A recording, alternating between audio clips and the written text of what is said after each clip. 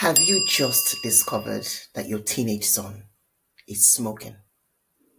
This is a topic that many parents have written to me about to say, Phinnah, please talk about this. How can I help my son deal or handle the smoking? How can I even approach it? And I know a lot of times when we find this out, our first reaction is anger, maybe disappointment or fear. But I just want to share something about teenagers in general. A lot of times, these decisions that they make, and this is not an excuse, but a lot of times, these decisions they make have a why behind it.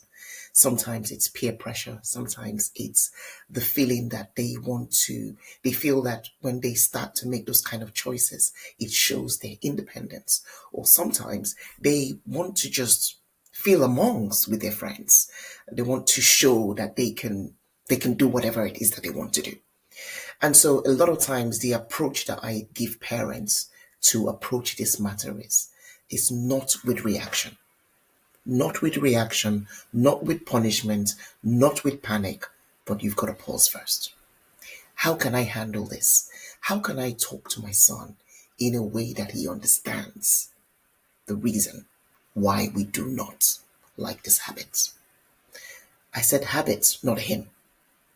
Okay? So it's the habits, it's the behavior, it's not your son. And so you pausing helps you to separate the two. Because if you don't pause, if you don't get your thoughts together and actually plan it, you are going to go into reaction mode. And reaction mode, all that reaction mode does is reaction mode shuts the door. This is a habit that they have picked up. Sometimes it's probably just once in a while. Sometimes they just started it and got addicted to it. Sometimes they have lots of friends in their inner circle who are already smoking. So they feel that that's just part of the identity, belonging, brotherhood, or friendshiphood kind of code or sign of belonging. So we've got to separate the behavior from the individual. Your son is your son. You love your son just like the day you had him, from when you had him, you brought him home. That love is still there. And so, therefore, to tackle this habit is going to be through connection, not through conflict, not through control. It's going to be true connection. That's the only way the door will be open for them to even hear you out. A lot of times, these decisions they've made is out of their emotion, the emotional side of their brain. They're not even using their logic side of the brain to think about the long-term consequences. That is not even in their minds. So the first thing that I would love you to do is you pause, think through it. How am I going to approach my son about this? I'm upset. I'm disappointed. Why would he do this? None of us smoke. Why would he do that? You've got to plan it. And this is not a blaming thing.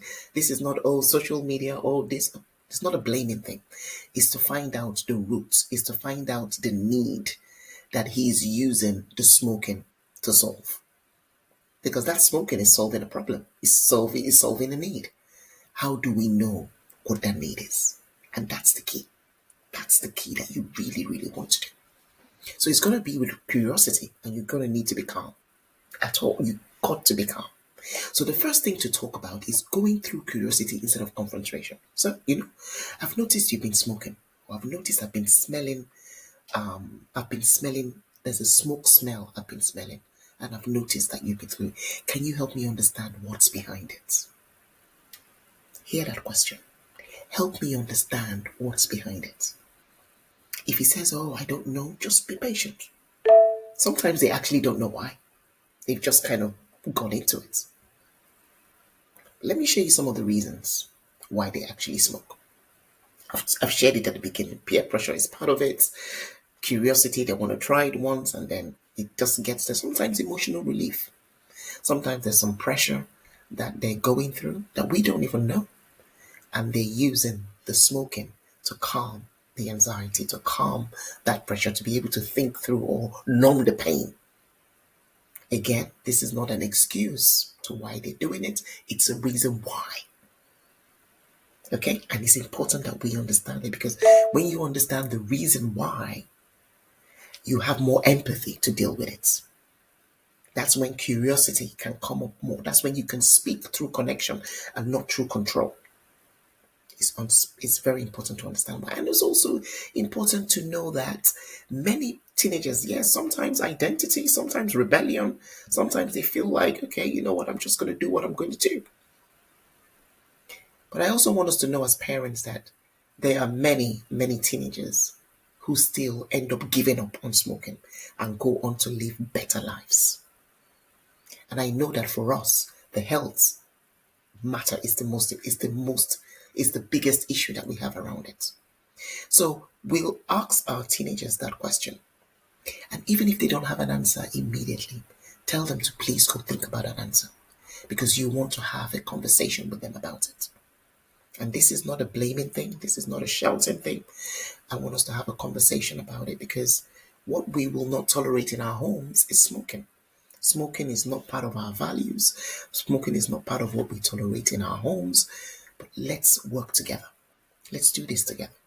Let's keep ourselves accountable. I want to help you nip these habits in the bud, because you have a bright future. You have a bright future.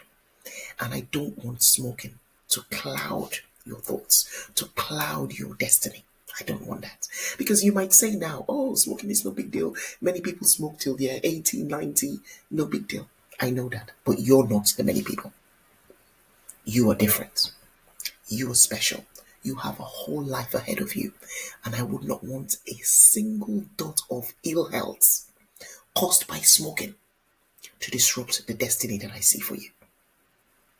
And that's my prayer. And I know that you can do it. I know that you can make better decisions. We all make mistakes.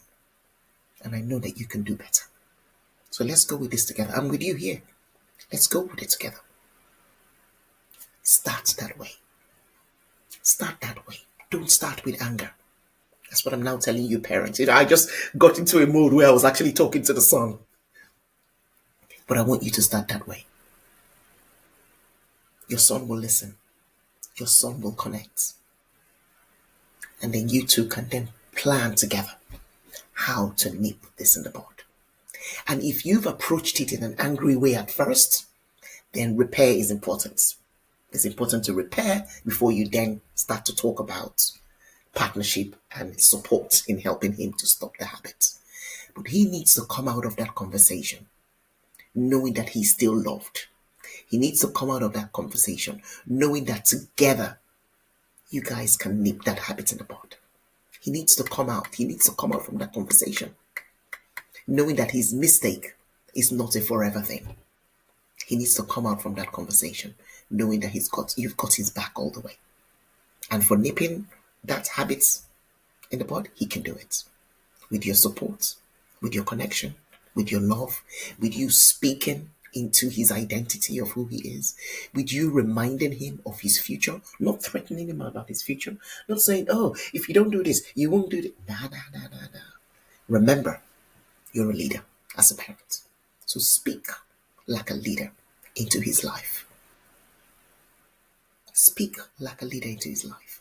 And have patience as both of you, or as you and dad and mom, parents, and him work through this journey together. Smoking is not good for our health. Not at all. And we don't condone it. It's not part of our values. So together, let's nip this in the bud. But parents, please remember. And parents, please remember.